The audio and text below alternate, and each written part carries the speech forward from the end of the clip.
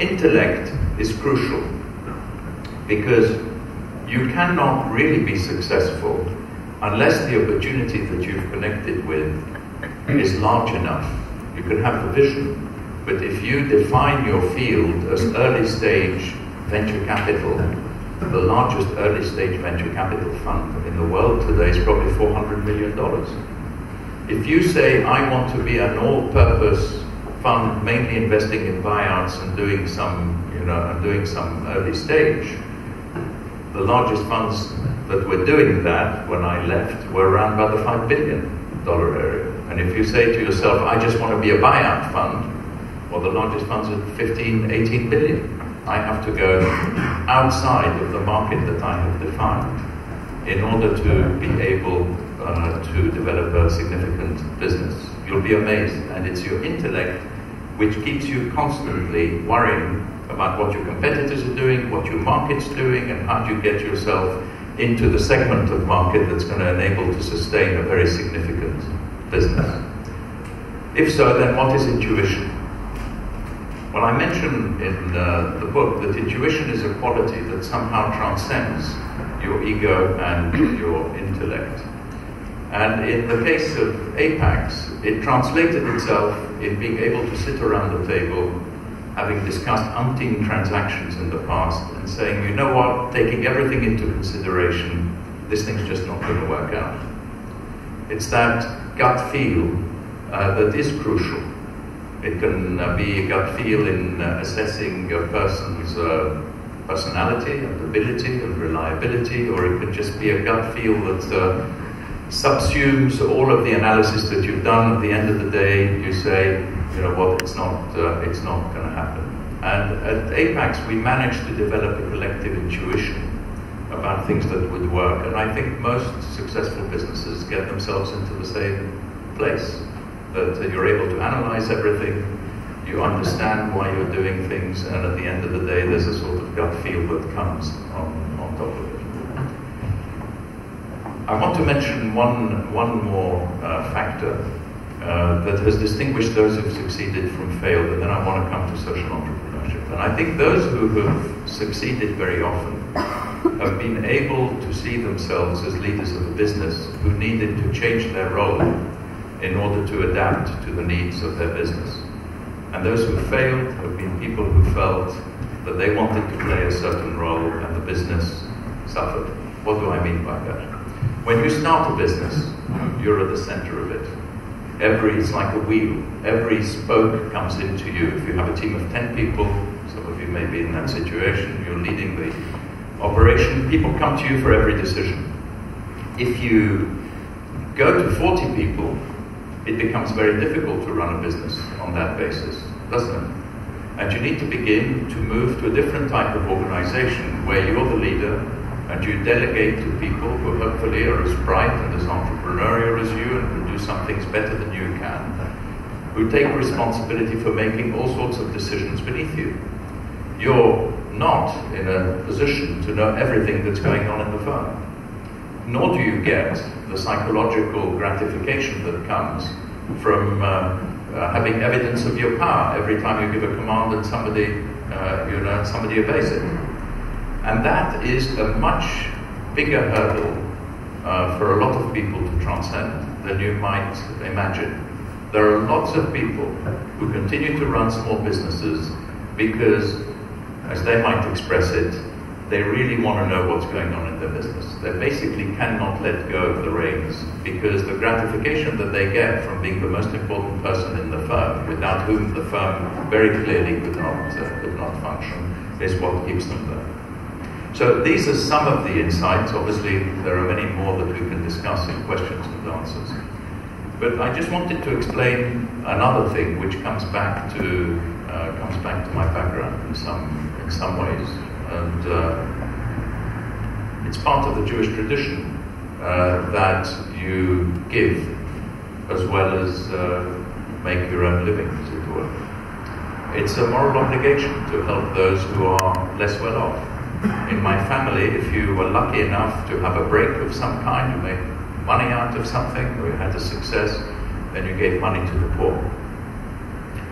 And always in the back of my mind, and I'm sure this applies to almost every one of you here, was the fact that I was never of a view that what I was doing professionally was all I was meant to do or should do. That having as my epitaph, he was a great private equity investor with a 30% net IRR over 15 years, was not really what it was about. And I had decided at the age of 53 that I would leave Apex at the age of 60, because I wanted to try to address some of the social issues that had, perturbed me, frankly. I had been aware of the fact as an entrepreneur that every time we created other millionaires, somehow the gap between rich and poor was getting bigger and bigger. The standard of living was going up, but the difference between the very wealthy and the very poor was getting larger and larger. And that had always concerned me. And secondly, with my background, being Jewish at Cohen, getting kicked out of Egypt, married an Israeli whose father was very deeply rooted in Israel, one of the founders of the state who was commander of the Exodus, Yossi Harel, passed away a couple of years ago. I felt that perhaps my destiny was to try to help find a different approach to resolving the Palestinian-Israeli issue. And in the former area, the area which I now call social investment, I set about trying to do what I had been fortunate enough to be able to do in private equity, which is to bring a professional approach and great capital to business entrepreneurs. I then set about trying to do that for social entrepreneurs.